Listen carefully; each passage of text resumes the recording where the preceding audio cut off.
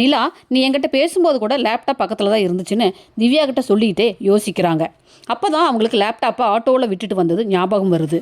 திவ்யா, லேப்டாப்பை ஆட்டோவில் விட்டுட்டு வந்துட்டேன், இப்போ என்ன பண்ணுறது? என்ன நிலா இவ்வளோ கேர்லெஸ்ஸாவாக இருப்ப? இப்போ அந்த ஆட்டோவை எங்கே போய் தேடுவேன்னு நிலா கேட்குறாங்க. இப்போ ராகவ், நிலா ப்ரெசன்டேஷன் பார்க்கணும், எனக்கு வியூ பண்ணி காட்டுறீங்களான்னு கேட்க நிலா பதட்டத்தோடு எழறாங்க. என்னாச்சு நிலான்னு கேட்க, சாரி ராகவ், நான் லேப்டாப்பை விட்டுட்டு வந்துட்டேன்னு சொல்கிறாங்க. வாட்? லேப்டாப்பை விட்டுட்டு வந்துட்டீங்களா? என்ன விளையாடுறீங்களா? என்ன ஸ்கூல் பிள்ளைங்க மாதிரி பேசுகிறீங்க? அது எவ்வளோ பெரிய ப்ராஜெக்ட் உங்களுக்கே தெரியும்.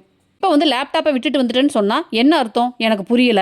லேப்டாப் இல்லாமல் எப்படி எக்ஸ்பிளைன் பண்ணுவீங்க? அது 3D ப்ராஜெக்ட். நீங்கள் ஸ்மார்ட், டெடிகேட்டிவாக வேலை செய்வீங்க நம்பித்தானே உங்கள்கிட்ட அந்த ப்ராஜெக்ட் ஹேண்ட் ஓவர் பண்ணினேன். 12 மணிக்குள்ளே ஷார்ப்பாக நீங்கள் ப்ரெசன்டேஷன் சப்மிட் பண்ணணும்னு சொல்ல, ஆக எனக்கு கொஞ்சம் டைம் கொடுங்கன்னு நிலா சொல்லிவிட்டு ஃபோனை எடுத்துகிட்டு வெளியே போய் பதட்டமாக சோழனுக்கு கால் பண்ணுறாங்க. சோழன் கால் அட்டன் பண்ண லேப்டாப்பை ஆட்டோவில் விட்டுட்டு வந்த விஷயத்த நிலா சொல்கிறாங்க. சரிங்க நிலா, நீங்கள் பதட்டப்படாதீங்க, இன்னும் 1.5 மணி நேரம் இருக்குதுல்ல, அதுக்குள்ளே லேப்டாப்பை கண்டுபிடிச்சிடலாம், நீங்கள் டென்ஷன் ஆகாதீங்க. சரி, ஆட்டோவுக்கு ஜிபே பண்ணியிருப்பீங்கள்ல, அந்த நம்பரை சொல்லுங்கன்னு சோழன் கேட்க, இல்லைங்க நான் கேஷ் தான் கொடுத்தேன். ஏங்க நம்ம வீட்டுக்கு பக்கத்தில் இருந்த ஆட்டோ ஸ்டாண்ட்லேயே ஆட்டோ பிடிச்சிங்க? இல்லைங்க, மெயின் ரோடு வந்து தான் ஆட்டோ ஏறினேன். வண்டி நம்பர் பார்த்தீங்களா? இல்லைங்க பார்க்கல. சரி விடுங்க, நான் பார்த்துக்கிறேன்னு சொல்லிட்டு ஃபோனை வைக்கிறாரு சோழன். சோழன் தங்களோட வீட்டுக்கு பக்கத்தில் இருக்க ஆட்டோ ஸ்டாண்டுக்கு போய் கிண்டி யாராவது போனாங்களான்னு விசாரிக்க அவங்க யாரும் போகலைன்னு சொல்கிறாங்க. 2-3 ஆட்டோ டிரைவர்கிட்ட விசாரிக்க அவங்களும் போகலைன்னு சொல்கிறாங்க. நிலா ராகவ் கேபினுக்கு போக, நிலா லேப்டாப் கொண்டு வந்துட்டீங்களான்னு ராகவ் கேட்க, நிலா இல்லைன்னு சொல்கிறாங்க. லேப்டாப் கொண்டு வராமல் இங்கே எதுக்கு வந்தீங்க? கிளைண்ட்ஸ் ஆல்ரெடி கிளம்பி நம்ம ஆஃபீஸ்க்கு வந்துட்டுருக்காங்க, நீங்கள் லேப்டாப்போடு வாங்கன்னு ராகவ் கோபமாக சொல்ல, நிலா வெளியே வந்து சோழனுக்கு திரும்பவும் கால் பண்ணுறாங்க. லேப்டாப் கிடச்சிதா? இன்னும் இல்லைங்க. ஏங்க அந்த ஆட்டோவில் நீங்கள் ஏதாவது பார்த்தீங்களா? நல்லா யோசிச்சு சொல்லுங்கன்னு சோழன் கேட்க, நிலா ஆமாங்க, ஆட்டோவில் ஃப்ரண்ட்டில் ஒரு இயேசு படம் இருந்தது, ஆட்டோவில் ஜீசஸ்னு எழுதி இருந்துச்சுன்னு சொல்கிறாங்க. சரி நீங்கள் ஃபோனை வைங்க, டென்ஷன் ஆகாதீங்க, நான் லேப்டாப்போட வரேன்னு சோழன் சொல்லிவிட்டு நிலா ஆட்டோ ஏறின இடத்துக்கு ஆப்போசிட்டில் இருந்த கடையில் சிசிடிவி கேமரா இருக்கிறத கவனிக்கிறாரு.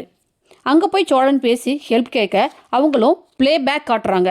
சோழன் ஆட்டோ நம்பரை நோட் பண்ணி ஆர்டிஓ ஆஃபீஸில் வேலை செய்கிற தன்னோட ஃப்ரெண்டுக்கிட்ட பேசி ஆட்டோ ஓனரோட அட்ரஸ் வாங்குறாரு.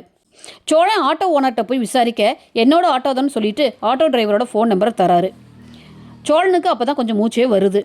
சோழன் கொஞ்சம் அசுவாசப்படுத்திட்டு அந்த நம்பருக்கு கால் பண்ணுறாரு. ஆட்டோ டிரைவரோட ஒய்ஃப் தான் ஃபோன் அட்டன் பண்ணுறாங்க. சோழன் ஆட்டோ நம்பரை சொல்லி கேட்க, ஆமாம் எங்கள் வண்டி தான், ஏயா உங்கள்கிட்ட எங்கள் வீட்டுக்காரர் ஏதாவது பணம் வாங்கிட்டாரா அப்படின்னு அந்த அம்மா ஏகவசனத்தில் பேச, அம்மாம்மா இருங்கம்மா, என்னோடய ஒய்ஃப் காலையில் உங்கள் வீட்டுக்கார ஆட்டோவில் போகும்போது லேப்டாப்பை மிஸ் பண்ணிட்டாங்க, அதில் முக்கியமான ஃபைல்ஸ் எல்லாம் இருக்குமா, கொஞ்சம் அர்ஜென்ட்டுமா, கொஞ்சம் ஹெல்ப் பண்ணுங்கம்மா, அந்த அண்ணன்ட்ட எப்படிமா காண்டாக்ட் பண்ணுறதுன்னு சோழன் நயந்து பேசுகிறாரு. அவர் மணப்பாக்கம் ஸ்டாண்டில் தான் இருப்பார், அங்கே போய் பாருப்பா, இப்படியே கவனம் இல்லாமல் பொருளை விட்டுட்டு போவீங்க அப்படின்னு அந்த அம்மா திரும்பவும் ஆரம்பிக்க, சோழன் நன்றி சொல்லிட்டு ஃபோனை வைக்கிறாரு. அடுத்து நம்ம சோழன் அந்த ஆட்டோ டிரைவரை டைமுக்குள்ளே கண்டுபிடிச்சி லேப்டாப்பை வாங்கி நிலாகிட்ட கொடுக்க போகிற காட்சிக்காகத்தாங்க எல்லாரும் வெயிட்டிங். ஓகே ஃப்ரெண்ட்ஸ், என் சேனலை லைக் பண்ணுங்கள், ஷேர் பண்ணுங்கள், சப்ஸ்கிரைப் பண்ணுங்கள். தேங்க்யூ.